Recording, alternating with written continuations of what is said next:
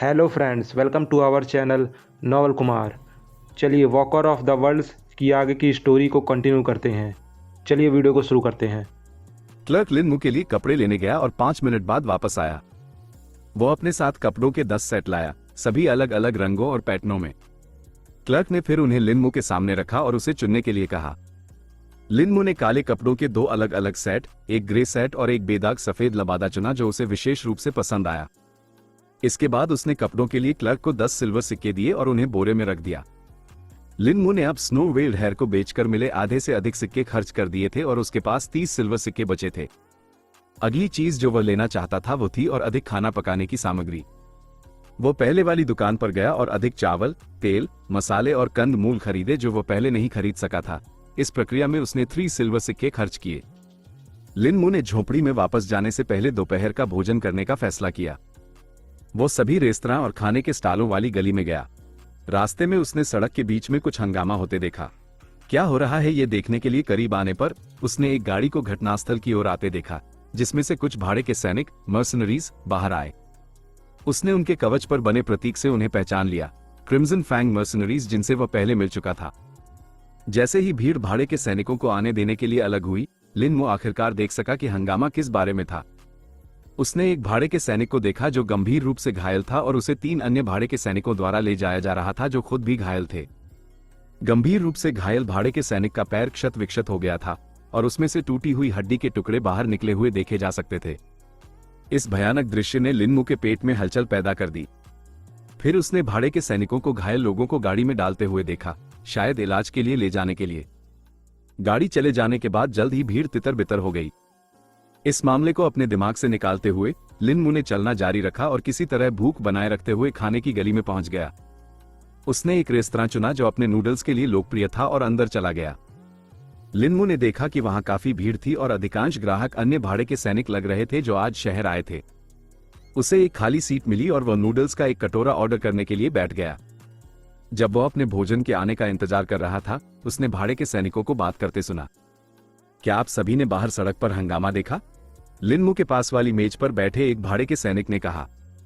हाँ, crimson Fang mercenaries की एक टीम जंगल में घायल हो गई। जाहिर तौर पर उन पर एक स्पिरिट बीस्ट ने हमला किया था। उसी मेज पर बैठे एक अन्य भाड़े के सैनिक ने कहा। क्या वे जानते हैं कि किस तरह के स्पिरिट बीस्ट ने उन पर हमला किया? पहले भाड़े के सैनिक ने पूछा।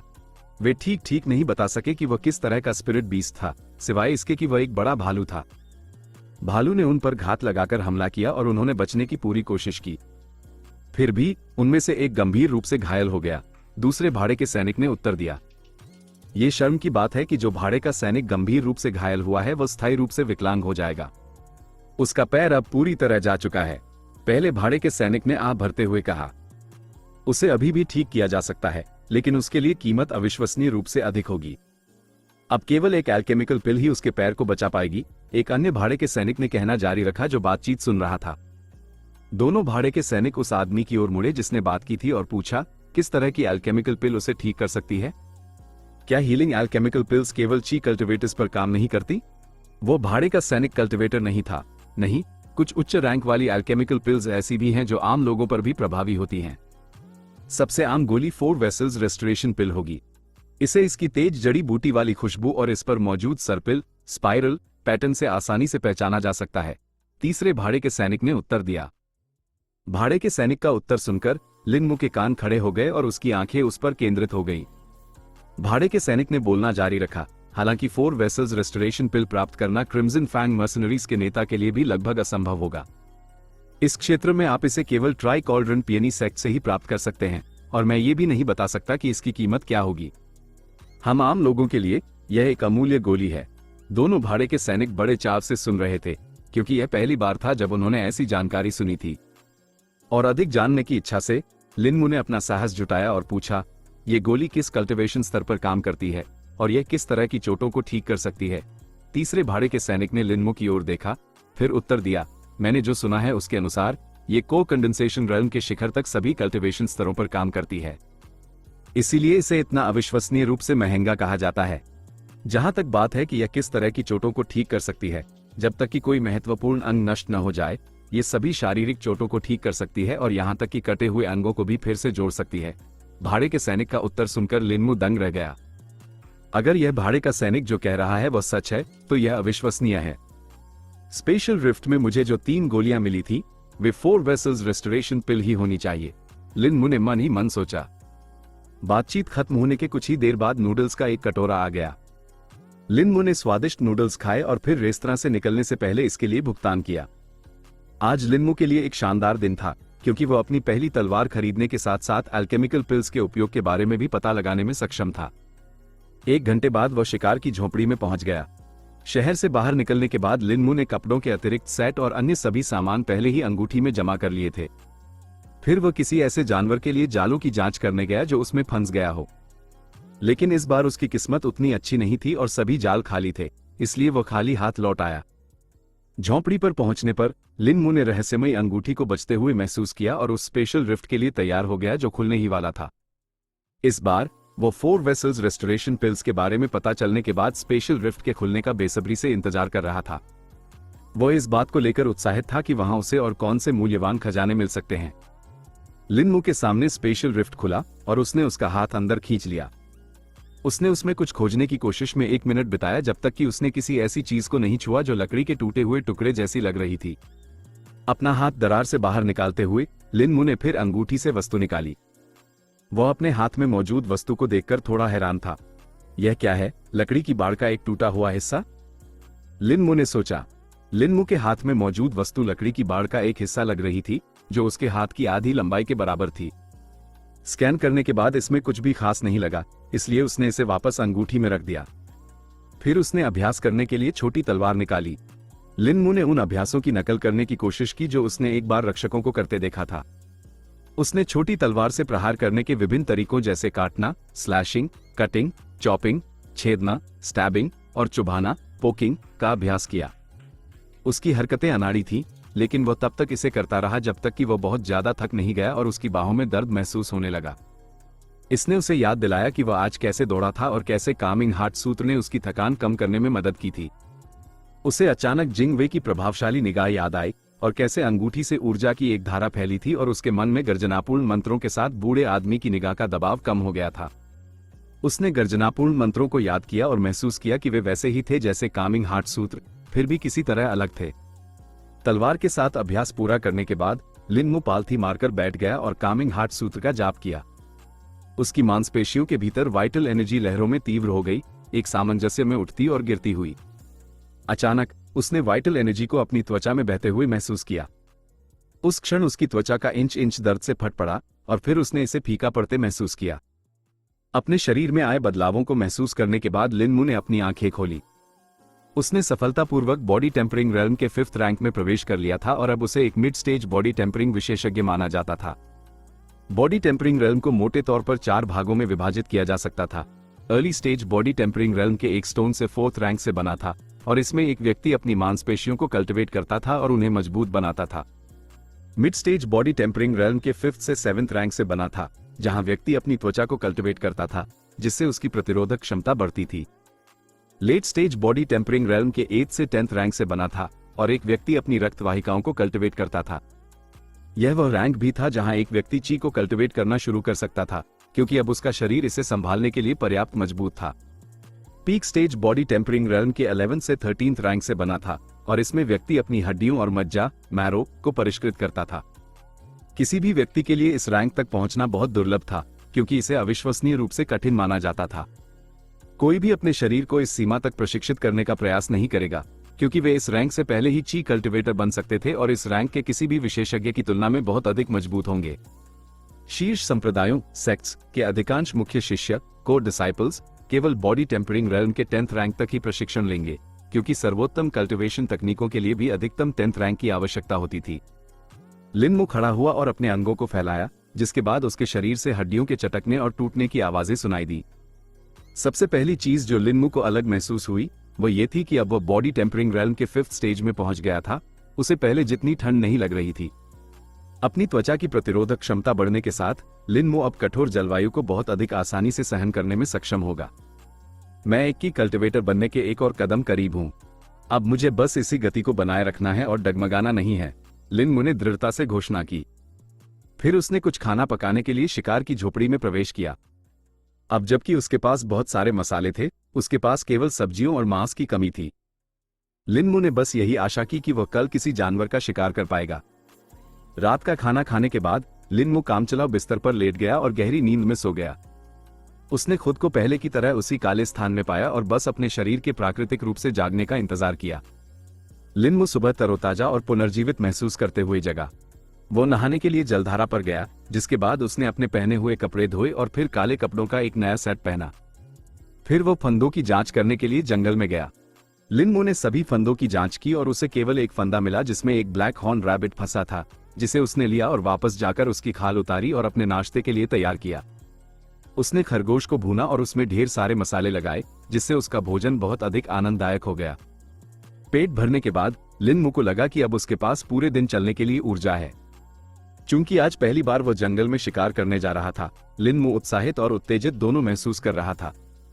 उसने जंगल में प्रवेश किया और इस बार पहले से अलग रास्ता चुना।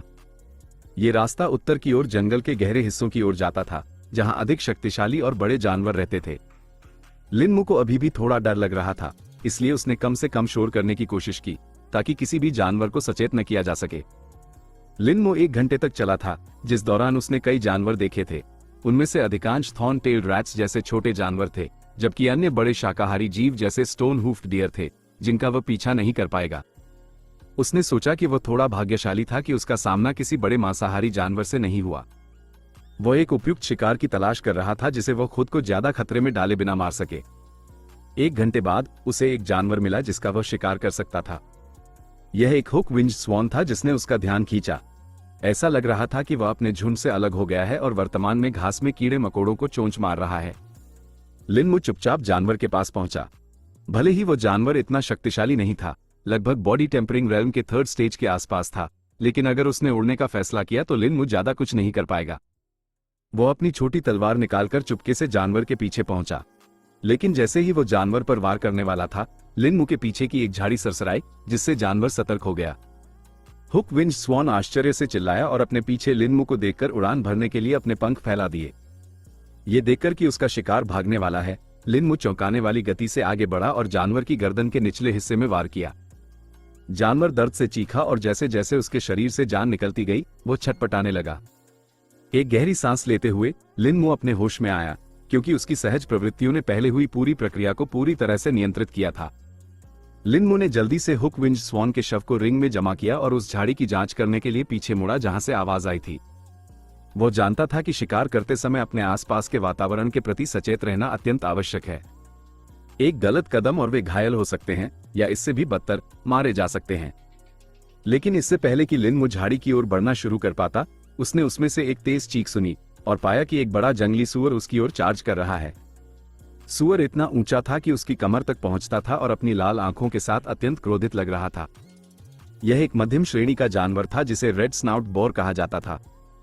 इसका थूथन लाल था, जैसा कि इसके नाम से पता चलता है, और वे अत्यधिक क्षेत्रीय थे, यहां तक कि बिना पलक झपकाए अपने से बहुत बड़े जानवरों पर भी हमला कर देते थे। लिन मो के खून में एड्रेनालाइन दौड़ गया और वह दौड़ पड़ा, उस सूअर से दूर भागने लगा जो अब उसका पीछा कर रहा था। वो जानता था कि रेड स्नाउट बोर उससे कहीं अधिक शक्तिशाली और तेज है, इसलिए उसे जल्दी से उससे छुटकारा पाने का रास्ता खोजना होगा। वह भागता रहा, लेकिन रेड स्नाउट बोर केवल करीब आता गया और ठीक उसी समय जब वो जानवर उसे टक्कर मारने वाला था, लिन मो कूदा और एक नीची लटकी हुई शाखा को पकड़कर खुद को एक छोटे पेड़ पर खींच लिया। सूअर एक जोरदार धमक के साथ पेड़ के तने से टकराया, जिससे पूरा पेड़ हिल गया। ये देखकर कि उसका दुश्मन पेड़ पर बच गया है, रेड स्नाउट बोर उस पर टक्कर मारता रहा, उसे गिराने की कोशिश कर रहा था। हर बार जब सूअर अपने दांतों से पेड़ पर वार करता तो लकड़ी के टुकड़े उड़ते और वो गहरा और गहरा खोदता जाता। सूअर के डर से लिन मो के माथे पर ठंडा पसीना आ गया। उसका दिमाग वर्तमान दुर्दशा का समाधान खोजने के लिए बिजली की गति से काम कर रहा था, क्योंकि ऐसा नहीं लग रहा था कि पेड़ अब और ज्यादा देर टिक पाएगा। जल्दी से सोचते हुए लिन मो ने तुरंत एक योजना का फैसला किया। मेरे पास केवल एक मौका है, तो बस उम्मीद करते हैं कि यह काम कर जाए या मेरी कल्टिवेशन यात्रा शुरू होने से पहले ही खत्म हो जाएगी, लिन मो ने जोर से सोचा। उसने अपने दाहिने हाथ को किनारे पर फैलाया और उस समय का इंतजार किया जब रेड स्नाउट बोर पेड़ से टकराएगा। ठीक उसी समय जब जानवर आधे टूटे हुए पेड़ से टकराने वाला था, लिन मो ने इच्छा की और उसके हाथ में एक बड़ा पत्थर दिखाई दिया। यह वही पत्थर था जो उसे स्पेशल रिफ्ट में मिला था। जैसे ही बड़ा पत्थर दिखाई दिया, लिन मू ने अपना हाथ हटा लिया, क्योंकि वह उसका वजन सहन नहीं कर सकता था, क्योंकि पत्थर का वजन आसानी से कुछ 100 किलोग्राम से अधिक था। जैसे ही उसने अपना हाथ हिलाया, एक हड्डियों के टूटने की आवाज सुनाई दी, क्योंकि पत्थर ने रेड स्नाउट बोर की खोपड़ी को कुचल दिया था। जानवर न तो चिल्लाया और न ही संघर्ष किया, क्योंकि उसका जीवन एक पल में समाप्त हो गया। लिन मू ने यह सुनिश्चित करने के लिए 1 मिनट प्रतीक्षा की कि जानवर मर गया है और अगले ही क्षण चमत्कारिक ढंग से जीवित नहीं होगा। फिर वह परिणाम की जांच करने के लिए नीचे उतरा। जानवर के सिर के चारों ओर खून और दिमाग बिखरा हुआ देखा जा सकता था, जिससे खूनी दुर्गंध आ रही थी। मृत जानवर की जांच करने के बाद लिन मू अंततः शांत हुआ और उसका एड्रेनालाइन कम हो गया। उसने बड़े पत्थर को वापस रिंग में जमा करने के लिए उस पर अपना हाथ रखा। मैं पहचान नहीं सका कि यह किस तरह का पत्थर है, लेकिन कम से कम मुझे इसका एक व्यावहारिक उपयोग मिल गया, लिन मू ने हंसते हुए सोचा। बड़े पत्थर को रिंग में जमा करने के बाद लिन मू रेड स्नाउट बोर की स्थिति देख सकता था। उसका सिर मुश्किल से पहचानने योग्य था, कुचला जा चुका था, केवल उसके कठोर दांत ही प्रभाव से बचे थे। लिन मू ने जानवर के शव को रिंग में जमा किया और दूसरी दिशा में भाग गया, क्योंकि खून की ताजी गंध के कारण अन्य जानवर जल्द ही आकर्षित होंगे। वह एक और खतरनाक मुठभेड़ नहीं चाहता था और महसूस करता था कि उसके पास एक दिन के लिए पर्याप्त रोमांच हो गया है। लिन मू 3 घंटे बाद शिकार की झोपड़ी में पहुंचा। फिर वो शवों की खाल उतारने के लिए जलधारा की ओर गया। अब जबकि उसके पास जानवरों की खाल उतारने और उन्हें साफ करने के लिए एक ब्लेड था, चीजें उसके लिए बहुत आसान होंगी। लिन मू ने पहले हुक विंज स्वान के शव को निकाला और पंखों के सिरों पर स्थित छोटे हुक से सावधान रहते हुए पंखों को हटाना शुरू किया। उसने सभी पंखों को हटा दिया और उन्हें रिंग में जमा कर दिया, क्योंकि उनका उपयोग फ्लेचिंग बनाने के लिए किया जा सकता था। वो उन्हें कस्बे में रेड स्नाउट बोर की खाल और दांतों के साथ बेचने में सक्षम होगा। अगला काम उसने सूअर का खून निकालने के लिए उसका गला काटना किया। लिन मू के लिए जानवर को उठाना थोड़ा मुश्किल था, क्योंकि इसका वजन 100 किलोग्राम से अधिक था। जब सूअर का खून निकल गया तो उसने हुक विंज स्वान का सिर काट दिया और उसका खून भी बहने दिया। उसका खून बहने के बाद उसने पेट को चीर दिया और दिल और जिगर को छोड़कर बाकी सारी आंतें निकाल दी। फिर उसने शव को धोया और रिंग में जमा कर दिया। उसने रेड स्नाउट बोर के लिए भी ऐसा ही किया, सिवाय इसके कि उसने केवल पेट और आंतों को फेंक दिया, बड़े अंगों को अपने पास रखा। कार्य पूरा करने के बाद लिन मू थोड़ा थका हुआ महसूस कर रहा था और आराम करना चाहता था। अब जबकि उसके पास रेड स्नाउट बोर का शव था, इसका वाइटल एनर्जी से भरपूर मांस कम से कम 1 सप्ताह तक चलेगा। वो पहले हुक विंज स्वान का मांस पकाने के लिए झोपड़ी में गया, जिसे उसने मसालों के साथ स्वादिष्ट बनाया। जब मांस भून रहा था तब उसने आराम किया। लिन मू ने फिर भुने हुए हंस का मांस खाया और अपने पेट से गर्मी फैलती महसूस की। ये गर्मी जानवर के मांस में जमा वाइटल एनर्जी थी। उसने ब्लैक हॉर्न रैबिट से पहले ऐसा महसूस नहीं किया था, क्योंकि उसके मांस में बहुत कम वाइटल एनर्जी जमा थी। अपना भोजन समाप्त करने के बाद वह अपने शरीर को प्रशिक्षित करने और तलवार के साथ अभ्यास करने के लिए बाहर गया। लिन मू ने पहले शारीरिक प्रशिक्षण के साथ शुरुआत की। वो कुछ चक्कर दौड़ा, पुशअप्स, सिटअप्स किए और फिर हॉर्स स्टांस में रहकर अपने मुक्कों का अभ्यास किया। अंत में उसने तलवार का उपयोग करने का अभ्यास किया, उन तरीकों का पालन करते हुए जो उसने गार्ड्स को उपयोग करते देखा था। लिन मू ने 3 घंटे से अधिक समय तक प्रशिक्षण लिया, जिसके बाद वह पूरी तरह से थका हुआ और खाली महसूस कर रहा था। वो जल्दी से बैठ गया और कामिंग हार्ट सूत्र का जाप किया, जिसके बाद उसने अपने शरीर पर शांत लहरें फैलती महसूस की। इस बार वो ऊर्जा की लहरों को न केवल अपनी मांसपेशियों में बल्कि अपनी त्वचा पर भी महसूस कर सकता था। लहरें तब तक बढ़ी जब तक वे चरम पर नहीं पहुंच गईं और फिर फीकी पड़ गईं, केवल एक बार फिर दोहराने के लिए। प्रत्येक पुनरावृत्ति के बाद वह खाए गए मांस से वाइटल एनर्जी को आत्मसात होते महसूस कर सकता था। ये 30 मिनट से अधिक समय तक चला, जिसके बाद जानवर के मांस को खाने से प्राप्त सभी वाइटल एनर्जी पूरी तरह से अवशोषित हो गई थी। लिन मू इसके बाद रुक गया, क्योंकि उसे लगा कि वह भूखा मर रहा है। वह अंदर गया और पकाने के लिए बर्तन में कुछ चावल डाले, जबकि उसने सूअर के शव से मांस का एक टुकड़ा काट लिया। उसने वसायुक्त मांस में मसाले रगड़े और उसे कुछ लकड़ियों पर पिरो दिया। चावल पकने का इंतजार करने लगा ताकि वह उसे चूल्हे पर रख सके। मुझे बाहर खाना पकाने के लिए एक बड़ा चूल्हा बनाना चाहिए। जब भी मुझे भूख लगे तो मैं हर बार इंतजार नहीं करना चाहता, लिन मू ने सोचा। इंतजार करते समय वो चूल्हे को जलाने के लिए लकड़ी डाल रहा था। उसने बगल में देखा और पाया कि उसकी लकड़ी की आपूर्ति समाप्त होने वाली है। मुझे कल और लकड़ी लानी होगी। हालांकि अगर मेरे पास कुल्हाड़ी होती तो बेहतर होता। मैं अभी भी अपनी तलवार से कुछ पतले पेड़ों को काट सकता हूं। मैं इसे तलवार के और अधिक अभ्यास के रूप में लूंगा, लिन मू ने सोचा। जल्द ही चावल पक गए और लिन मू मांस को भूनने दे सका। समृद्ध और वसायुक्त मांस की खुशबू ने उसके मुंह में पानी ला दिया और उसका पेट इच्छा से गड़गड़ाने लगा। थोड़ी प्रतीक्षा के बाद लिन मु ने लालच से अपना रात का खाना खाया, जिसके अंत तक उसका मुंह और उंगलियां मांस के तेल से ढकी हुई थी। लिन मु जितना अधिक प्रशिक्षित होता, उतना ही वह अपनी भूख बढ़ती महसूस कर सकता था। वास्तव में इस एक भोजन में उसने जो खाना खाया वो 1 सप्ताह पहले खाए गए भोजन की मात्रा से दोगुना था। लिन मु को इस एहसास पर थोड़ा आश्चर्य हुआ और उसने सोचा कि एक बार ची कल्टीवेटर बनने के बाद वह कितना खा पाएगा। वो कल्टीवेटर्स की आदतों या जीवन के बारे में ज्यादा नहीं जानता था, सिवाय इसके कि वे आम लोगों की तुलना में बहुत अधिक मजबूत थे और उनका जीवन काल लंबा था। ची रिफाइनिंग रेल्म का एक साधारण कल्टीवेटर 200 वर्षों तक जीवित रह सकता है, जबकि कुछ ही आम लोग 100 वर्ष की आयु के बाद जीवित रह पाते हैं। लिन मु ये भी नहीं जानता था कि उच्च स्तर के कल्टीवेटर्स कितने समय तक जीवित रह सकते हैं, लेकिन किंवदंतियों के अनुसार वे अमर हो सकते हैं और हमेशा के लिए जीवित रह सकते हैं। अपने भोजन के बाद लिन मु एक बार फिर अपने पेट से फैलती आरामदायक गर्मी महसूस कर सकता था, जो उसकी ऊर्जा को बहाल कर रही थी। वह एक बार फिर कामिंग हार्ट सूत्र का जाप करने के लिए बैठ गया, जब तक कि मांस से वाइटल एनर्जी पूरी तरह से अवशोषित नहीं हो गई। लिन मु ने महसूस किया कि इस बार वह मांस से कुल ऊर्जा का लगभग आधा ही अवशोषित कर सका, बाकी अभी भी उसके शरीर में बची हुई थी। मुझे लगता है कि प्रशिक्षण के बिना कामिंग हार्ट सूत्र के प्रभाव उतने अच्छे नहीं होते, लेकिन फिर भी मैंने जो ऊर्जा अब अवशोषित की है वो पूरे हुक विंज स्वान से प्राप्त ऊर्जा से अधिक थी। एक मध्यम श्रेणी के जानवर में वाइटल एनर्जी की मात्रा निम्न श्रेणी के जानवरों के साथ अतुलनीय है, लिन मु ने प्रशिक्षण की सही विधि समझते हुए सोचा। सूरज काफी समय पहले डूब गया था और अब अंधेरा था। यहां तक कि दूज का चांद भी नहीं देखा जा सकता था, क्योंकि वह बादलों के पीछे छिपा था। लिन मु ने पिच ब्लैक आसमान की ओर देखा और कुछ यादृच्छिक विचारों पर विचार किया। वह बचपन से ही रात के आकाश को देखने का आनंद लेता था, लेकिन इन दिनों उसके पास ऐसा करने के लिए पर्याप्त समय नहीं था। जैसे ही वो ऊपर देख रहा था, लिन मु ने रहस्यमयी रिंग को बजते हुए महसूस किया। इस बार देर हो गई है। मुझे आश्चर्य है कि रिंग कैसे काम करती है। क्या ये सिर्फ बेतरतीब ढंग से स्पेशल रिफ्ट्स खोलती है या इसका कोई पैटर्न है? लिन मु ने खुद से सवाल किया। उसने पहले ही स्पेशल रिफ्ट की प्रतीक्षा में अपना हाथ बढ़ा दिया था, लेकिन इस बार उसे पहली बार रिफ्ट खुलने की तुलना में अपने हाथ पर और भी अधिक खिंचाव महसूस हुआ। उसे 600 मीटर से अधिक समय तक जंगल की ओर खींचा गया, जिसके बाद वो अंततः रुक गया। धिक्कार है, ये बुरा है। बेहतर होगा कि मैं किसी भी खतरे के लिए अपनी सभी इंद्रियों को सतर्क रखूं। लिन मु ने अपने बाएं हाथ से तलवार म्यान से बाहर निकालते हुए अपशब्द कहे। जल्द ही उसके सामने एक स्पेशल रिफ्ट खुला और उसका हाथ अंदर खींच गया। लिन मु ने पागलों की तरह रिफ्ट के अंदर जांच की, ताकि वह जो कुछ भी है उसे ढूंढ सके और जितनी जल्दी हो सके जंगल से दूर जा सके। सौभाग्य से कुछ भी खतरनाक नहीं हुआ और वह 5 मिनट बाद स्पेशल रिफ्ट में मौजूद वस्तु को खोजने में सक्षम था। जैसे ही वस्तु रिंग में जमा हुई, लिन मु जितनी तेज गति से भाग सकता था, जंगल से बाहर निकल गया। झोपड़ी पहुंचने के बाद उसने अंततः रिंग से वस्तु निकाली। इस बार उसने जो वस्तु प्राप्त की थी वह एक छोटी पुस्तिका थी जो फटी और क्षतिग्रस्त थी, जिसके अधिकांश पन्ने गायब थे।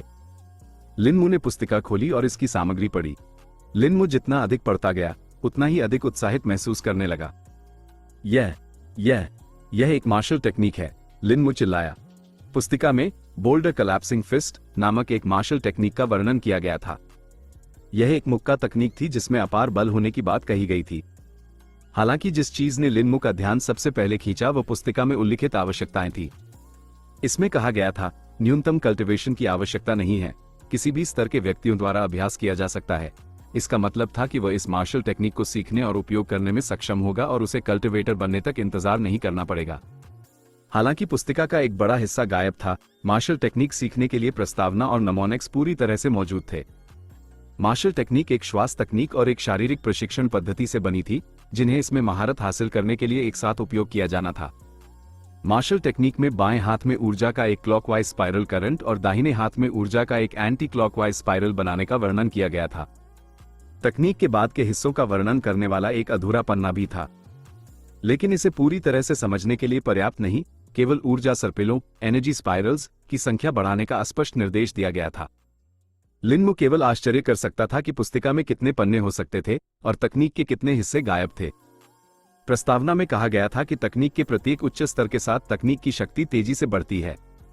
यदि लिन मु तकनीक सीख सकता है तो उसे बॉडी टेम्परिंग रेल्म के अन्य विशेषज्ञों से इतना डरने की जरूरत नहीं होगी और वह उनके खिलाफ लड़ने का मौका पाने में सक्षम होगा। लिन मु ने इसे याद करने के प्रयास में पुस्तिका को बार बार पढ़ा।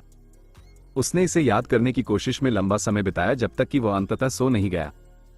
वो अपनी नींद में फिर से अंधेरी जगह में दिखाई दिया, लेकिन इस बार उसका एक उद्देश्य था। उसने अपनी समझ बढ़ाने के प्रयास में उन हिस्सों को दोहराया जिन्हें उसने याद किया था। लिन मू ने बताई गई श्वास तकनीक का लगभग आधा हिस्सा याद कर लिया था, जबकि शारीरिक प्रशिक्षण पद्धति वह नहीं कर सका। वो सुबह उठा और महसूस किया कि उसने पहले से याद किए गए हिस्से को पूरी तरह से समझ लिया है। लिन मू कुछ जलाने वाली लकड़ी काटने और कुछ टिंडर इकट्ठा करने के लिए जंगल गया। उसे कुछ सूखे और मृत पेड़ मिले जो पतले थे और फिर उन्हें काटने के लिए अपनी छोटी तलवार का उपयोग किया। पहले तो उसे पेड़ों को काटने में कई बार लगे, लेकिन 10 काटने के बाद उसे समझ आ गया और फिर वह उन्हें 2 बार में काट सकता था। उसने बाद में छोटी तलवार की धार की जांच की और उसे पहले की तरह तेज पाया, जिसमें कोई दोष नहीं था। ये वास्तव में एक मास्टर शिल्पकार द्वारा बनाई गई एक उत्कृष्ट तलवार है, लिन मू ने सोचा। लिन मू फिर लकड़ी को शिकार की झोपड़ी में ले गया और झोपड़ी के किनारे लगे एक छोटे शेड में रख दिया। उसने चूल्हे पर पकने के लिए कुछ और मांस रखा, जबकि उसने झोपड़ी के बाहर एक बड़ा चूल्हा बनाने के लिए कुछ बड़े पत्थर उठाए। जब तक उसका चूल्हा बनकर तैयार हुआ, तब तक मांस पक चुका था और उसके खाने के लिए तैयार था। लिन मू ने अपने नाश्ते के लिए भुना हुआ मांस खाया और ऊर्जावान हो गया, दिन के कार्यों को निपटाने के लिए तैयार। लिन मू फिर दिनचर्या के रूप में फंदों की जांच करने गया, लेकिन एक बार फिर फंदों में कुछ भी नहीं फंसा था, न ही वे ट्रिगर हुए थे। ऐसा लगता है कि बाहरी इलाकों में जानवरों की संख्या अंततः कम होने लगी है। इसका मतलब है कि अब सर्दी करीब है। मुझे और अधिक जानवरों का शिकार करना होगा और कुछ पैसे बचाने होंगे, लिन मू ने सोचा। व्यापारी परसों कस्बे में पहुंच रहे होंगे, इसलिए लिन मू तब तक अधिक से अधिक खाले इकट्ठा करना चाहता था। लिन मू 1 घंटे चलने के बाद जंगल के गहरे हिस्से में दाखिल हुआ। उसने खतरे पर नजर रखते हुए जानवरों की तलाश की। लिन मू को जो पहला शिकार मिला वह एक 2-tailed वुड लिजर्ड थी, जो एक चट्टान पर धूप सेंक रही थी। लिन मू उसे आसानी से मारने में सक्षम था क्योंकि वह एक निम्न श्रेणी का जानवर था और लिन मू से धीमा था। 2-tailed लिजर्ड्स गहरे हरे रंग की थी और उनकी 2 पूंछें थी। जबकि वे धीमी थी, उनकी रक्षात्मक क्षमता उनके कठोर तराजू के कारण अच्छी थी। लेकिन लिन मू को अपनी उत्कृष्ट छोटी तलवार के कारण इसके बचाव को भेदने में कोई समस्या नहीं हुई। लिन मू ने उसकी गर्दन के पीछे वार किया और जानवर सेकंडों में मर गया। लिन मू ने शव को रिंग में जमा किया और अपना शिकार जारी रखा। जल्द ही उसे एक थॉर्न टेल रैट मिला जिसने अपनी पूंछ से उसे लगभग खरोंच ही दिया था। उसने उसे मार डाला और रिंग में जमा कर दिया। अगला शिकार खोजने में उसे 1 और घंटा लगा। इस बार यह एक रेड क्राउन हेरन था। एक तालाब के किनारे रेड क्राउन हेरन्स का झुंड था। पूरे झुंड को सचेत न करने के लिए लिन मू ने थॉर्न टेल रैट के मांस से एक रेड क्राउन हेरन को ललचाया। वह एक पेड़ के ऊपर छिप गया जबकि जानवर चारा खाने आया। लिन मू अपनी तलवार निकालकर नीचे कूदा और जानवर की गर्दन पर वार किया। एक ही झटके में उसका सिर काट दिया। शव को रिंग में जमा करते हुए लिन मू ने यह देखने के लिए इंतजार किया कि क्या वो उसी विधि से दूसरा रेड क्राउन हेरन प्राप्त कर सकता है, लेकिन अफसोस कि जंगल के गहरे हिस्से से आई एक जानवर की दहाड़ से झुंड डर गया। दहाड़ ने लिन मू को भी आश्चर्यचकित कर दिया, क्योंकि उसने पहले ऐसी तेज दहाड़ नहीं सुनी थी। उसने सोचा कि कौन सा जानवर इस तरह दहाड़ सकता है। दहाड़ का जानवरों पर उसकी सोच से कहीं ज्यादा प्रभाव पड़ा। वो उसके बाद कोई और जानवर नहीं ढूंढ सका क्योंकि दहाड़ से डरकर वे सभी छिप गए या दूर चले गए। ये देखकर कि उसका शिकार में भाग्य नहीं चमकने वाला, लिन मू वापस शिकार की झोपड़ी में चला गया। रास्ते में उसने एक बार फिर दहाड़ सुनी। इस बार यह धीमी थी, लेकिन फिर भी इसका वही प्रभाव पड़ा। वो ऊपर से पक्षियों को उड़ते हुए देख सकता था। मुझे उम्मीद है कि उस जानवर की दहाड़ जानवरों को डराना जारी नहीं रखेगी, वरना मैं शिकार नहीं कर पाऊंगा, लिन मू ने सोचा। लिन मू जानवरों की खाल उतारने और तैयार करने के लिए जलधारा पर गया। उसने रेड क्राउन हेरन के पंख और 2-tailed वुड लिजर्ड की खाल जमा की। कठोर तराजू के कारण उसे 2-tailed वुड लिजर्ड की खाल उतारने में थोड़ा प्रयास करना पड़ा, लेकिन अंत में वो सफल रहा। इस कार्य को पूरा करने के बाद लिन मू प्रशिक्षण के लिए तैयार था। उसने प्रशिक्षण की अपनी पिछली दिनचर्या का पालन किया और फिर कामिंग हार्ट सूत्र का जाप करने के लिए बैठ गया। उसने महसूस किया कि उसके शरीर में अभी भी जमा वाइटल एनर्जी आत्मसात हो रही है। लिन मू महसूस कर सकता था कि उसकी त्वचा में झुंझुनी हो रही है क्योंकि ऊर्जा की लहरें इसके माध्यम से फैल रही थी। सारी ऊर्जा आत्मसात होने के बाद लिन मू ने सूरज की ओर देखा और अनुमान लगाया कि शायद दोपहर के 2 बज रहे हैं। उसने झोपड़ी के बाहर बनाए गए बड़े चूल्हे पर पकाने के लिए 2-tailed वुड लिजर्ड के शव को निकाला। फिर उसने दूसरे चूल्हे पर चावल का एक बर्तन पकाया। जब उसका दोपहर का भोजन पक रहा था, लिन मू ने रिंग से पुस्तिका निकाली और उसे याद करना जारी रखा।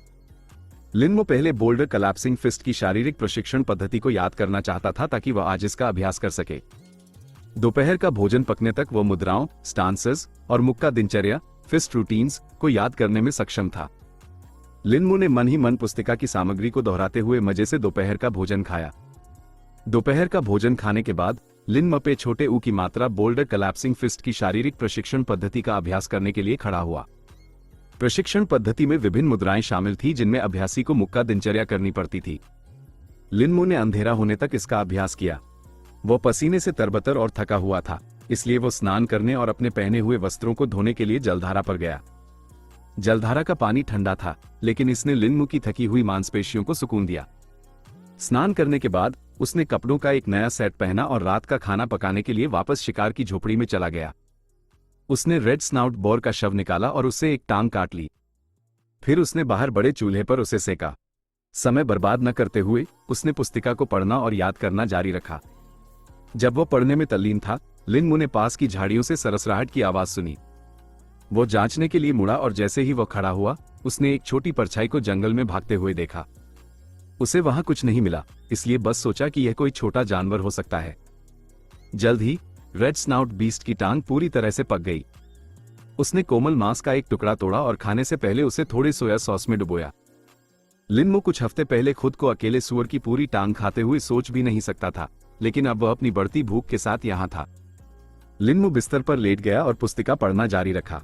अब तक उसने शारीरिक प्रशिक्षण पद्धति को याद कर लिया था और उसे केवल श्वास तकनीक का शेष आधा हिस्सा याद करना था। जब तक वो सोया, लिनमो ने पुस्तिका की सारी सामग्री याद कर ली थी। अपनी नींद में अंधेरी जगह में लिनमो ने मार्शल टेक्निक को याद किया, जिससे इसके बारे में उसकी समझ बेहतर हुई। जब लिनमो सुबह उठा तो उसे मार्शल टेक्निक जुबानी याद हो चुकी थी और वह इसे समझ चुका था। अब जबकि मैंने पुस्तिका पूरी कर ली है, मैं अंततः इसे सीखना शुरू कर सकता हूं, लिनमो ने अपनी आवाज में उत्साह के साथ जोर से सोचा। लिनमो ने अपनी रिंग से रेड क्राउन हेरन का शव निकाला और उसका स्टू बनाने के लिए उसे छोटे टुकड़ों में काट दिया। उसने मांस के टुकड़ों को बर्तन में डाला और उसमें स्वाद के लिए मसाले और सीजनिंग मिलाई। जब तक ये पकता, लिनमो अब तक पुस्तिका से सीखी गई बातों को आजमाने की कोशिश करेगा। लिनमो ने पहले श्वास तकनीक का उपयोग करना शुरू किया जब तक कि उसे इसके लिए लय नहीं मिल गई। फिर पुस्तिका में उल्लिखित उचित मुद्रा स्टांस अपनाई। फिर उसने मुक्का दिनचर्या फिस्ट रूटीन करना शुरू किया। मार्शल टेक्निक का अभ्यास करते समय उसने कई गलतियां की। जब वो मुद्राएं बदलता था तो वह हमेशा श्वास के पैटर्न और मुक्का तकनीक का गलत मिलान कर देता था। वह अपने शरीर के भीतर वाइटल एनर्जी को उत्तेजित महसूस कर सकता था, लेकिन इसे बहने के लिए उचित मार्ग नहीं मिल पा रहा था। जब भी वह तकनीक में गड़बड़ करता, वह फंस जाती थी। अंततः समय के साथ उसने कम और कम गलतियां करना शुरू कर दिया। लिनमो को मार्शल टेक्निक का अभ्यास शुरू किए हुए 2 घंटे हो गए थे। प्रशिक्षण में लीन होने के कारण उसने समय का ध्यान नहीं रखा। वो तभी रुका जब उसने स्टू के बर्तन से उठने वाली स्वादिष्ट सुगंध सूंघी। फिर वह स्टू खाने के लिए बैठ गया। मांस अत्यंत कोमल था और हड्डियों से आसानी से अलग हो गया। वसा की चमकती बूंदों ने मांस को ढक लिया था जैसे ही उसने इसे खाया और स्टू पिया। अपने पेट से फैलती गर्मी ने लिनमो को आराम पहुंचाया। खाने के बाद वह अपने द्वारा किए गए प्रशिक्षण से सबसे अधिक लाभ प्राप्त करने के लिए कामिंग हार्ट सूत्र का जाप करने के लिए पालथी मारकर बैठ गया। उसने कामिंग हार्ट सूत्र के प्रभाव को फैलते हुए महसूस किया और जब तक सारी वाइटल एनर्जी आत्मसात हुई, लिनमो को लगा कि वह पहले से ही एक और सफलता ब्रेक थ्रू के करीब है। बोल्डर कलैप्सिंग फिस्ट मार्शल टेक्निक के साथ अभ्यास करने से पहले उपयोग की जाने वाली विधि की तुलना में अधिक प्रभाव पड़ता दिख रहा था। लिनमो ने अब से प्रशिक्षण के लिए इसी तकनीक का उपयोग करने का निर्णय लिया। उसकी सूची में अगला कार्य शिकार पर जाना था। लिनमो ने कल से कोई दहाड़ नहीं सुनी थी, इसलिए उसे आज बिना किसी समस्या के शिकार करने में सक्षम होना चाहिए। इस बार उसने एक अलग रास्ता लिया और जंगल के उत्तर पश्चिमी हिस्से की ओर बढ़ा। 2 घंटे चलने के बाद वो एक छोटी सी सफाई क्लियरिंग पर पहुंचा जहां से वो 2 अलग अलग जानवरों की चीखें सुन सकता था। वो चुपचाप आगे बढ़ा, ये सुनिश्चित करते हुए कि जानवरों को सचेत न किया जाए। वो एक पेड़ पर चढ़ गया और जानवरों की जासूसी करने के लिए ऊपर छिप गया। एक बार जब वो पेड़ की चोटी पर पहुंच गया तो उसे अंततः जानवरों का स्पष्ट दृश्य मिल गया। ऐसा लगता है कि वे एक दूसरे को घूर रहे हैं। 2 जानवरों के व्यवहार को देखकर लिनमो ने सोचा। पहला जानवर एक काला तेंदुआ ब्लैक पैंथर था जिसके सिर के ऊपर पीले फर का एक छोटा गुच्छा था, जबकि दूसरा जानवर एक बंदर एप था जिसके हल्के भूरे रंग के फर थे और हाथ उसके शरीर की तुलना में असामान्य रूप से लंबे थे। लिनमो इन जानवरों के नाम नहीं जानता था, लेकिन वे बहुत मजबूत मध्यम श्रेणी के जानवर लग रहे थे। वो नहीं जानता था क्यों, लेकिन भागने के बजाय लिनमो की जिज्ञासा ने उसे जानवरों को दिलचस्पी के साथ देखने के लिए मजबूर किया। वो जानना चाहता था कि ये जानवर संघर्ष में क्यों थे, क्योंकि वे क्षेत्र के लिए प्रतिस्पर्धा करते नहीं दिख रहे थे। जब बंदर वाला जानवर थोड़ा हिला तभी लिनमू ने देखा कि उसके पीछे क्या छिपा है। बंदर के पीछे की वस्तु को देखकर लिनमू की आंखें फटी की फटी रह गईं। लिनमू ने उस वानर बीस्ट के पीछे जो देखा वो 2 फीट लंबा एक पौधा था। ये गहरे हरे रंग का था और इसके डंठल पर 6 पत्तियां थी। उससे अंगूर के आकार का एक बैंगनी रंग का फल लटका हुआ था। लिनमू को पहले लगा कि उसे मतिभ्रम हलुसिनेटिंग हो रहा है जब उसने फल से धुएं की हल्की लकीरें उठती देखी। रुको, वो धुआं नहीं है, वो स्पिरिट ची है, लिनमू जोर से बोला, और यह याद आते ही कि वह किस स्थिति में है उसने तुरंत अपना मुंह बंद कर लिया। शुक्र है कि जब लिनमू जोर से बोला तो उन बीस्ट्स ने ध्यान नहीं दिया। वो पौधा जिसकी वानर बीस्ट रखवाली कर रहा था एक स्पिरिट अर्थ थी, और वह भी ऐसी जिसमें फल आ चुका था।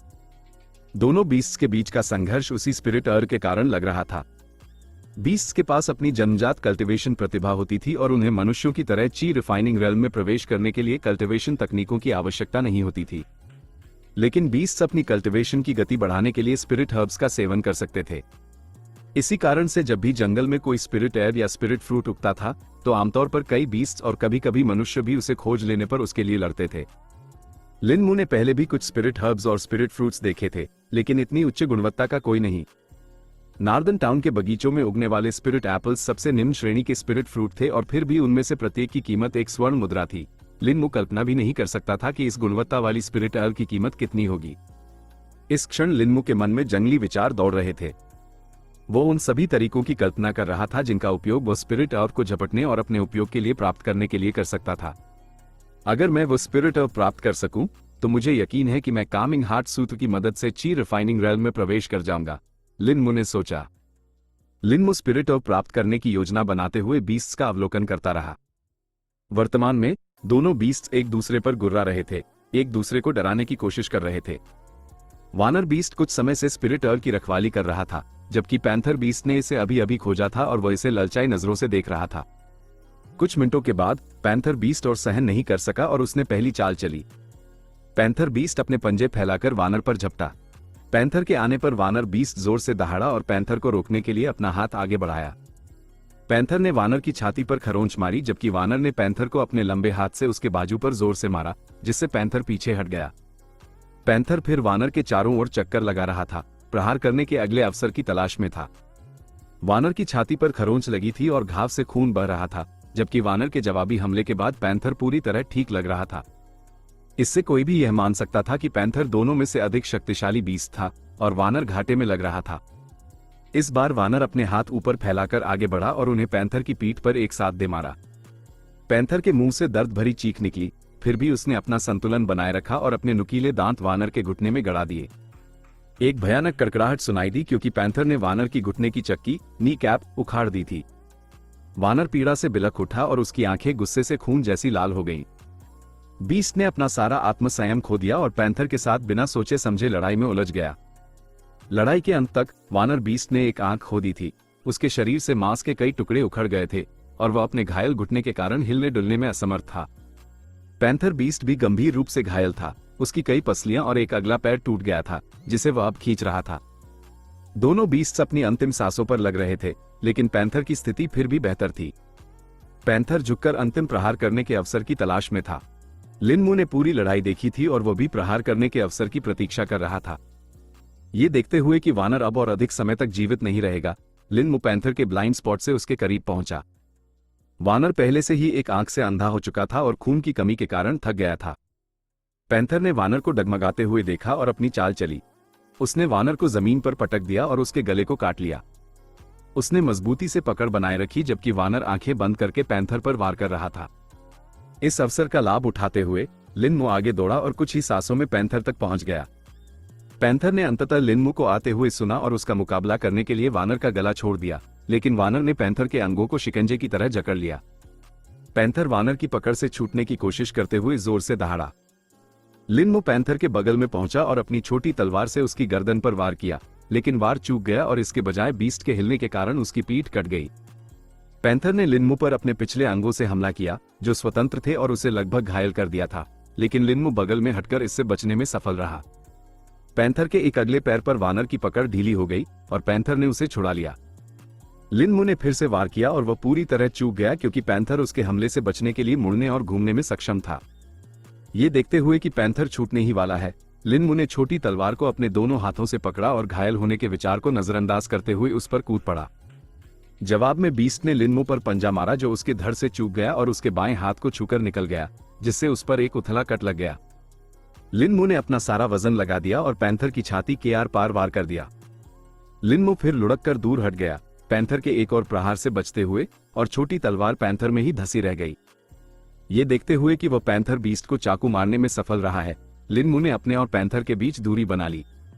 पैंथर पीड़ा में करा उठा लेकिन तलवार निकालने के लिए ज्यादा कुछ नहीं कर सका। अब जब वानर मर चुका था और उसने पैंथर को छोड़ दिया था, तो उसने लिनमू पर हमला करने के अंतिम प्रयास में खुद को उसकी ओर खींचने की कोशिश की, लेकिन वह इतना कमजोर था कि 3 कदम भी चले बिना गिर गया। लिनमू ने पैंथर के पास जाने से पहले 5 मिनट इंतजार किया। उसने सावधानी से एक छड़ी से पैंथर को छुआ और जांच की कि क्या वह अभी भी जीवित है। ये पुष्टि करने के बाद कि वह मर चुका है, लिनमू ने बीस्ट की छाती से छोटी तलवार बाहर निकाल ली। फिर पैंथर की छाती के छेद से खून की धारा बहने लगी। लिनमू ने पैंथर के शव को रिंग में रख दिया और वानर के शव के साथ भी ऐसा ही किया। फिर वो स्पिरिट और के पास गया और उससे लटका हुआ फल तोड़ लिया। वो जमीन से डंठल को भी उखाड़ने ही वाला था कि वो पल भर में मुरझा गया और धूल में बदल गया। इससे लिनमू हैरान रह गया क्योंकि उसे ऐसा होने की उम्मीद नहीं थी।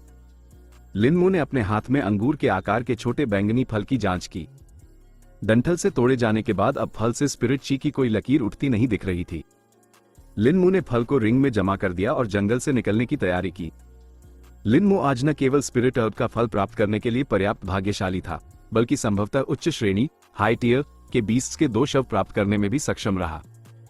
वह भाग्यशाली था कि व्यापारी कल शहर पहुंचने वाले थे और वह सुगंधित लकड़ी से बने बक्से के साथ शवों को बेचने में सक्षम होगा। वो कल निश्चित रूप से बहुत सारा पैसा कमाएगा, जो उम्मीद है कि पूरी सर्दियों तक चलेगा। जब लिनमू 3 घंटे बाद शिकार की झोपड़ी में पहुंचा, तो उसके मन में सबसे पहला विचार एक स्लेड बनाने का आया ताकि वह बीस्ट के शवों को शहर तक ले जा सके। वो किसी को भी रिंग का उपयोग करते हुए नहीं देख सकता था, इसलिए केवल इसी विधि का उपयोग कर सकता था। उसने कुछ उपयुक्त पेड़ काटे और उन्हें कुछ सख्त लताओं से बांधकर एक सपाट स्लेज बनाया। तो दोस्तों, उम्मीद है आपको ये ऑडियो सीरीज़ पसंद आ रही होगी। अगर आपको वीडियो अच्छी लगे तो वीडियो को लाइक ज़रूर करें और हमारे चैनल नोवेल कुमार को सब्सक्राइब करना बिल्कुल भी ना भूलें। तो चलिए वीडियो को कंटिन्यू करते हैं। फिर उसने लताओं को एक साथ बुना और उन्हें एक लकड़ी के खंभे के सिरों से जोड़ दिया, जिसे उसने एक छोटे पौधे से बनाया था ताकि एक हैंडल बनाया जा सके जिससे वो स्लेज को खींच सके। जब तक वो ये सब कर पाता, रात हो चुकी थी। लिनमू ने पहले ही कुछ मांस और चावल पकने के लिए रख दिए थे, इसलिए स्लेज बनाने का काम पूरा करते ही वो खा सका। रात का भोजन करने के बाद लिनमू बोल्डर कलैप्सिंग फिस्ट का अभ्यास करने में डूब गया। उसने आधी रात तक अभ्यास किया जब उसकी एकाग्रता अंततः टूट गई और वह कामिंग हार्ट सूत्र का जाप करने के लिए बैठ गया। सुबह किए गए अभ्यास के साथ लिनमू को पहले ही महसूस हो गया था कि वह एक बड़ी उपलब्धि ब्रेक थ्रू के करीब है, और इसलिए जब उसने अंततः ऐसा किया तो उसे आश्चर्य नहीं हुआ मांस से प्राप्त सभी वाइटल एनर्जी को आत्मसात करने के बाद। जब वो बॉडी टेम्परिंग स्टेज के 6ठे चरण में पहुंचा तो उसे अपनी त्वचा में झुंझुनी और खुजली महसूस हुई। वो खड़ा होने ही वाला था कि उसे रिंग में भनभनाहट महसूस हुई और उसका संतुलन बिगड़ गया क्योंकि ठीक वहीं एक स्पेशल रिफ्ट दिखाई दिया जहां वह बैठा था। ओ धिक्कार है, ओ FCK, लिनमू ने गाली दी और खुद को दरार रिफ्ट में गिरने से बचाने के लिए बगल की ओर खिसक गया। उसका हाथ पूरी तरह से स्पेशल रिफ्ट में खींच गया, जिससे वो जमीन पर एक अजीब स्थिति में फंस गया। यदि कोई अन्य व्यक्ति लिनमू को इस स्थिति में देखता तो वो शायद हंसी से लोटपोट हो जाता। लिनमू ने स्पेशल रिफ्ट में इधर उधर तलाशा। वह वहां जो कुछ भी था उसे खोजना चाहता था ताकि वह खड़ा हो सके। उसे 15 मिनट से अधिक का समय लगा, जिसके बाद वह वस्तु खोजने में सक्षम हुआ। उसने अपना हाथ बाहर निकाला और रिंग से वस्तु को वापस लिया, लेकिन उस चीज को देखकर लिनमू थोड़ा हक्का बक्का रह गया। क्या ये सिर्फ मिट्टी है? लिनमू ने अपने हाथ में मिट्टी के ढेले को देखकर कहा। लिनमू ने मिट्टी के ढेले को छुआ और सूंघा और उसमें कुछ भी विशेष नहीं मिला, लेकिन फिर भी उसे रिंग में जमा कर दिया। वो खड़ा हुआ और सोने के लिए शिकार की झोपड़ी में चला गया। चूंकि लिनमू पहले से ही थका हुआ था, वह 2 मिनट के भीतर गहरी नींद में सो गया और अंधेरे स्थान में प्रवेश कर गया। लिनमू अंधेरे स्थान में दिखाई दिया और चारों ओर देखा। उसे महसूस हुआ कि इस बार ये थोड़ा अलग था। किसी तरह अंधेरा बहुत कम मात्रा में कम हुआ लग रहा था। वह अभी भी कुछ देख नहीं सकता था, लेकिन अंधेरा पहले जैसा गहरा नहीं लग रहा था। इसे समझाना मुश्किल था, लेकिन उसे ऐसा ही महसूस हुआ। चूंकि मैं हर बार सोते समय यहाँ आता हूँ, इसलिए मुझे शायद इस जगह को एक नाम देना चाहिए। मैं इस जगह का नाम SLEEPSCAPE रखूंगा। लिन मु ने सोचा और अपनी नाम रखने की समझ पर थोड़ा गर्व महसूस किया। लिन मु फिर बोल्डर कलैप्सिंग फिस्ट को याद करने और अभ्यास करने के लिए बैठ गया। उसने पाया कि अब जब उसने पूरी मार्शल तकनीक को याद कर लिया है, तो वह यहाँ इसका अभ्यास कर सकता है। भले ही वह अपने शरीर के भीतर वाइटल एनर्जी को महसूस नहीं कर सकता था, फिर भी वह अपनी मुक्का दिनचर्या, फिस्ट रूटीन और सांस लेने की तकनीक के बीच समन्वय, कोऑर्डिनेशन में सुधार कर सकता था। अगर मैं यहाँ अभ्यास करूं, तो मुझे आधे समय में दोगुना लाभ होगा, लिन मु ने सोचा और उसे स्लीपस्केप के फायदों के बारे में एहसास हुआ। अन्य लोग केवल सो सकते थे और सपने देख सकते थे, जबकि लिन मु अभ्यास करने के लिए SLEEPSCAPE में प्रवेश कर सकता था और फिर भी तरोताजा महसूस करते हुए जाग सकता था। इस प्रकार लिन मु जागने तक तकनीक का अभ्यास करना जारी रखा। जागने पर लिन मु ने पकने के लिए चूल्हे पर कुछ मांस रखा, जबकि उसने मार्शल तकनीक का अभ्यास किया और देखा कि स्लीपस्केप में अभ्यास करने के बाद उसमें कितना सुधार हुआ है। वह अपने समन्वय में कुछ सुधार देख सकता था, लेकिन उसकी वाइटल एनर्जी को अभी भी बहने के लिए सही रास्ता खोजने में कठिनाई हो रही थी। जैसे ही नाश्ता तैयार हुआ, लिन मु इसे खाने के लिए रुक गया और फिर कामिंग हार्ट सूत्र का जाप करने बैठ गया। लिन मु ने देखा कि आत्मसात करने की दर बढ़ गई थी, क्योंकि पहले उसे वाइटल एनर्जी को पूरी तरह से आत्मसात करने में 30 मिनट लगते थे, लेकिन अब उसे 25 मिनट लगे। ऐसा लगता है कि बड़ी उपलब्धि, ब्रेक थ्रू के बाद मेरी आत्मसात करने की दर बढ़ गई है, या यह हो सकता है कि मैं पहले की तुलना में अधिक वाइटल एनर्जी को आत्मसात कर सकता हूं, शायद। शहर से वापस आने के बाद मुझे इसका परीक्षण करना होगा, लिन मु ने सोचा। लिन मु ने अपने द्वारा बनाई गई स्लेज को रिंग में जमा कर दिया, क्योंकि वह शहर के रास्ते का अधिकांश हिस्सा पैदल ही चलेगा और केवल तभी जब वो काफी करीब होगा तब वो शवों को खींचने के लिए स्लेज का उपयोग करेगा। उसने वो थैला भी वापस निकाला जिसे उसने अपनी पीठ पर लटकाया था और एक सिक्कों की थैली जिसे उसने अपनी कमर से बांधा था। ये सुनिश्चित करने के बाद कि सब कुछ तैयार है, लिन मु शहर के रास्ते पर चल पड़ा। अभी सुबह के करीब 8 बज रहे थे और अधिकांश व्यापारियों को दोपहर तक शहर पहुंच जाना चाहिए। लिन मु के पास आज के सभी कार्यों को करने के लिए पर्याप्त समय था। यदि वो पर्याप्त मात्रा में धन प्राप्त करने में सक्षम होता है, तो लिन मु कम से कम 1 महीने के लिए सराय इन में एक कमरा बुक करने में सक्षम होना चाहिए। लिन मु शहर से लगभग 1/4 दूरी पर था जब उसने आखिरकार रास्ते में कुछ लोगों को देखा। फिर उसने लोगों के इतनी दूर जाने का इंतजार किया कि वह दिखाई न दे। एक बार जब पास में कोई लोग नहीं थे, तो लिन मु ने स्लेज निकाली और उस पर शव रख दिए। फिर वह उसे साथ खींचने लगा। तभी अचानक उसे विचार आया कि उसे शायद बीस्ट के शवों को खुला नहीं छोड़ना चाहिए और उन्हें ढक देना चाहिए। उसके पास एकमात्र चीज जो बीस्ट के शवों को कुछ हद तक ढक सकती थी, वह बड़ा थैला था जो उसके पास था। इसलिए उसने उन्हें थैले से ढक दिया, जिससे शवों के कुछ हिस्से खुले रह गए, लेकिन इतने नहीं कि लोगों की दिलचस्पी बढ़े। चलते समय उसका सामना कुछ लोगों से हुआ, लेकिन उन्होंने मुड़ने से पहले उस पर केवल एक क्षणभंगुर नजर डाली। लिन मु 30 मिनट में नार्दन टाउन पहुंच गया, जिस दौरान उसने कुछ व्यापारियों की गाड़ियां भी देखी जो शहर में प्रवेश कर रही थी। बड़ी संख्या में व्यापारियों के कारण शहर का दृश्य पूरी तरह से बदल गया था, जिन्होंने हर जगह अपनी स्टॉल और दुकानें लगा ली थी। व्यापारियों द्वारा लाए गए सामान को देखने और खरीदने वाले लोगों की भारी भीड़ थी, जबकि कुछ शिकारियों को व्यापारियों को कुछ बीस्ट सामग्री बेचते हुए देखा जा सकता था।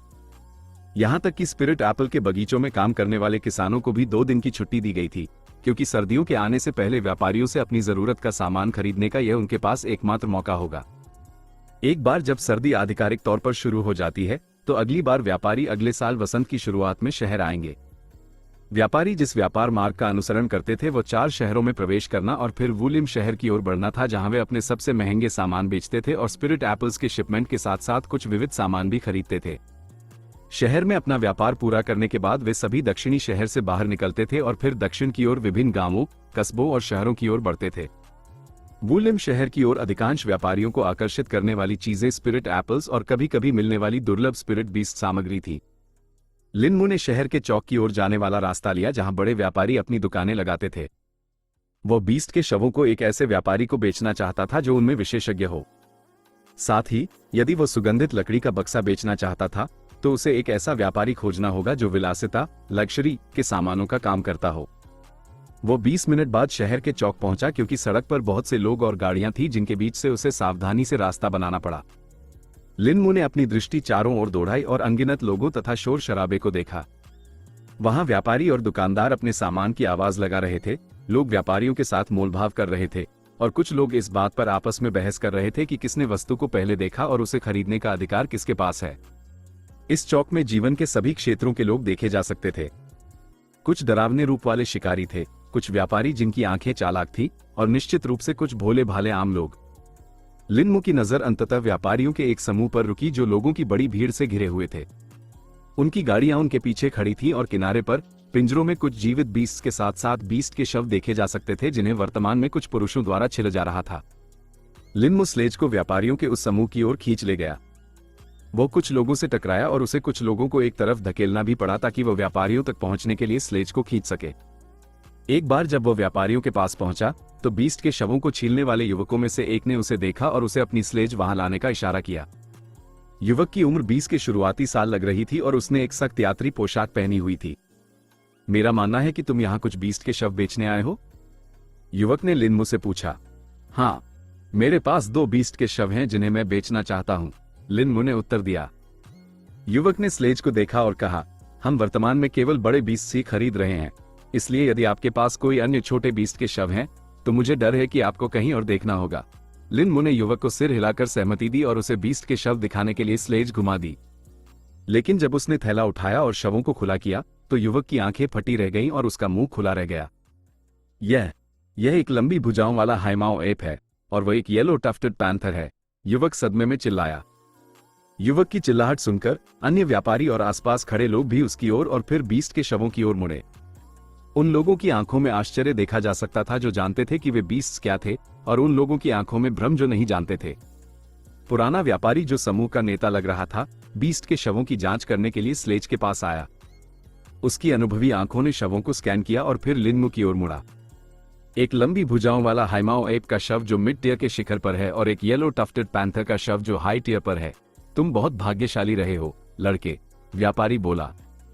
लिन मु थोड़ा भ्रमित था जब युवक हैरान हुआ था, लेकिन जब उसने पुराने व्यापारी के शब्द सुने तो वो अंततः उसकी प्रतिक्रिया समझ गया। यदि ऐसी स्थिति नहीं होती जहां दोनों बीस्ट्स ने पहले ही एक दूसरे को गंभीर रूप से घायल कर दिया था, तो लिन मु द्वारा उनका शिकार करने की कोई संभावना नहीं थी। उनसे बचना भी उसके भाग्य की परीक्षा होती। जो अन्य लोग देख रहे थे वे आपस में गपशप और फुसफुसाहट कर रहे थे। भीड़ की हालत देखकर पुराने व्यापारी ने एक तरफ एक तगड़े आदमी को इशारा किया जो एक बीस्ट के शव को छील रहा था। वो तगड़ा आदमी करीब आया और उसने भीड़ को तितर बीतर कर दिया। भीड़ में कुछ लोग पहले तो अनिच्छुक थे, लेकिन फिर उस तगड़े आदमी की डरावनी आंखों के नीचे बिखर गए।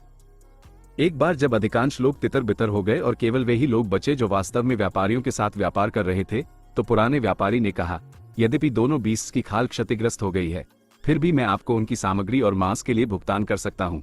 लिन मु ने सिर हिलाया क्योंकि वह जानता था कि खाल बचाने के लायक नहीं थी और बीस्ट के शव केवल उनकी सामग्री के लायक थे।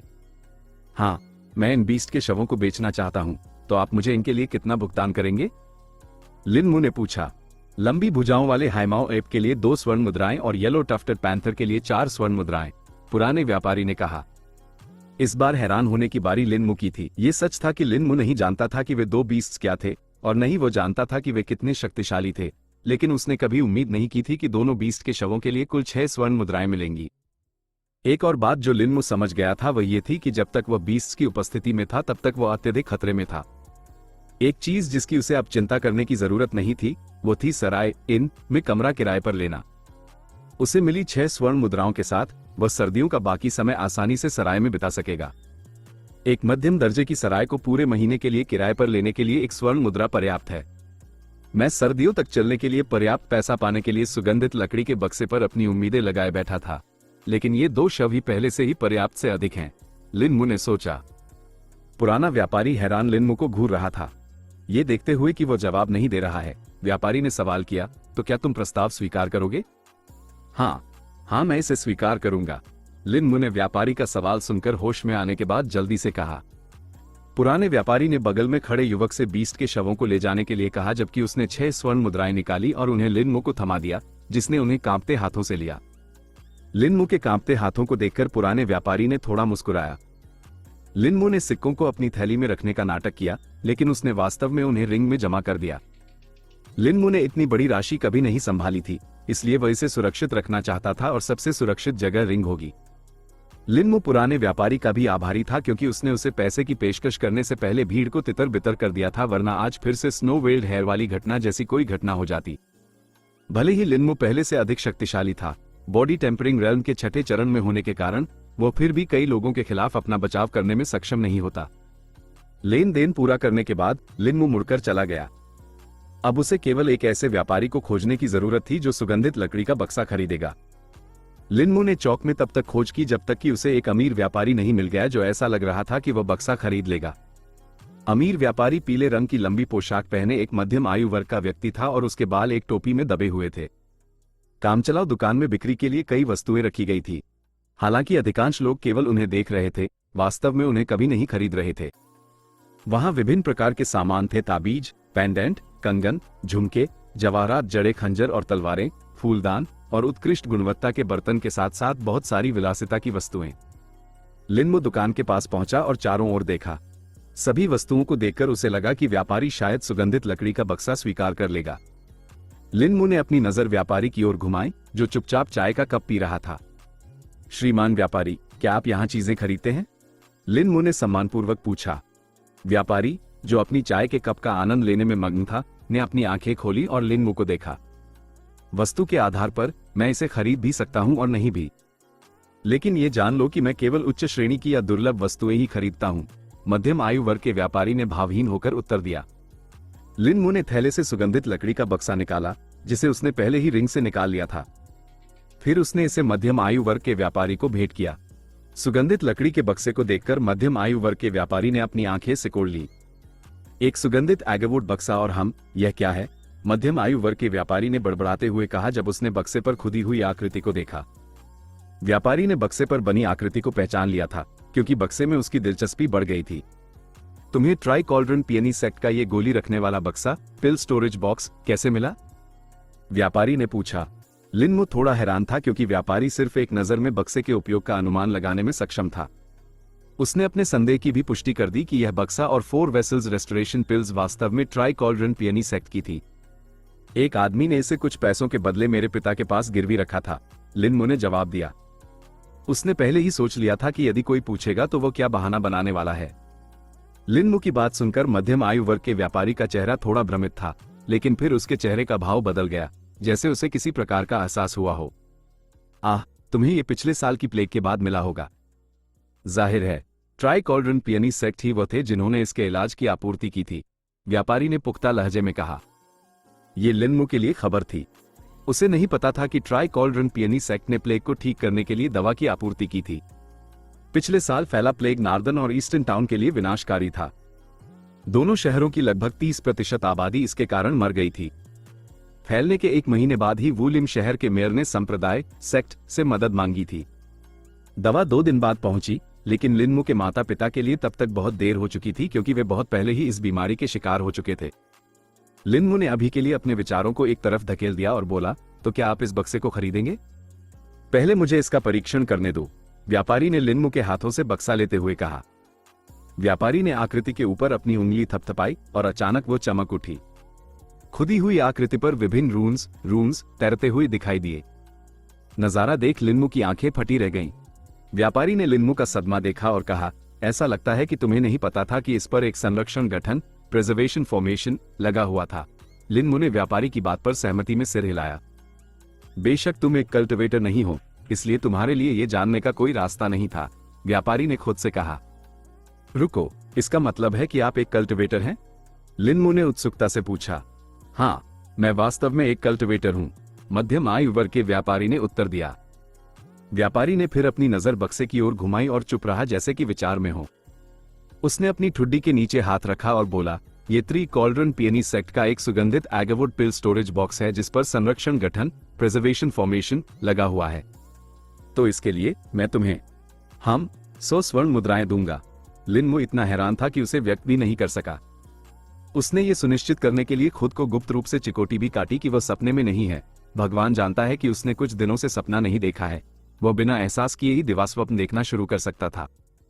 कीमत सुनकर हैरान होने वाला लिनमू अकेला व्यक्ति नहीं था। जबकि दुकान पर कोई और नहीं था, उससे थोड़ी दूर खड़े 2 आदमी भी थे जिन्होंने इसे सुना था। दोनों आदमी लिनमू की ओर पीठ करके खड़े थे। वे तुरंत मुड़कर नहीं देखे, इसके बजाय वे दुकान से थोड़ा दूर चले गए और फिर मुड़कर देखा। लिनमू के लिए दिन कमाल का जा रहा था। उसे 2 बीस्ट के शवों के लिए 6 स्वर्ण मुद्राएं मिलने पर पहले ही भाग्यशाली महसूस हो रहा था, लेकिन अब जब उसे सुगंधित लकड़ी के बक्से के बदले 100 स्वर्ण मुद्राएं मिल रही थी, तो वो दुनिया के शीर्ष पर था। लिन मू की स्वीकृति को समझते हुए मध्यम आयु वर्ग के व्यापारी ने अपनी बाईं हथेली ऊपर की और उस पर पतली हवा से एक छोटी थैली दिखाई दी। लिन मू ने व्यापारी के हाथ को करीब से देखा और वास्तव में व्यापारी की बीच की उंगली पर एक रिंग थी। व्यापारी ने भी एक स्पेशल स्टोरेज रिंग पहन रखी थी। ये पहली स्पेशल स्टोरेज रिंग थी जिसे उसने देखा था, सिवाय उस रिंग के जो उसके पास थी। व्यापारी ने जो रिंग पहनी थी वो लिन मू की रिंग से काफी अलग थी। जहां लिन मू की रिंग उस पर 5 छोटे उभारों के साथ सुस्त धूसर रंग की थी, वहीं व्यापारी की सुनहरी थी जिसमें एक छोटा नीला रत्न जड़ा हुआ था। व्यापारी की हथेली में छोटी थैली दिखाई देने के बाद उसने उसे खोला और काउंटर पर रखने से पहले 100 स्वर्ण मुद्राएं गिनी। लिन मू ने जल्दबाजी में उन्हें उठाया और अपनी सिक्कों की थैली में रख लिया। वो उन्हें तुरंत रिंग में जमा नहीं कर सकता था क्योंकि मात्रा छिपाने के लिए बहुत अधिक थी और उसके सामने वाला व्यापारी एक कल्टिवेटर था जो इसे नोटिस कर सकता था। जब ये सब हुआ तो वे 2 आदमी पूरे लेन देन को करीब से देख रहे थे। दोनों आदमियों की आंखों में लालच जलता हुआ देखा जा सकता था। आदमियों ने आपस में कुछ कहा और फिर लोगों की भीड़ में गायब हो गए। जबकि लिन मू लेन देन के साथ जितना संभव हो सके गुप्त और छिपा हुआ रहकर पहले जैसी स्थिति को रोकना चाहता था। जिस चीज का उसे डर था वह फिर भी हो गई और अभी उसे पता भी नहीं था कि वह खतरे में है। लेन देन पूरा होने के बाद लिन मू व्यापारी के पास से चला गया और उस सुनसान गली की ओर गया जहां जिंग वेई का एम्पोरियम, जिंग वेज एम्पोरियम स्थित था, क्योंकि उसके पास अभी भी अन्य वस्तुएं थीं जिन्हें वह बेचना चाहता था। जब वो चल रहा था तो वो पूरी तरह से अनजान था कि 2 आदमी दूर से उसका पीछा कर रहे थे। आज की वीडियो बस यही तक थी। मिलते हैं अगले वीडियो में। तब तक के लिए bye bye, tata, take care.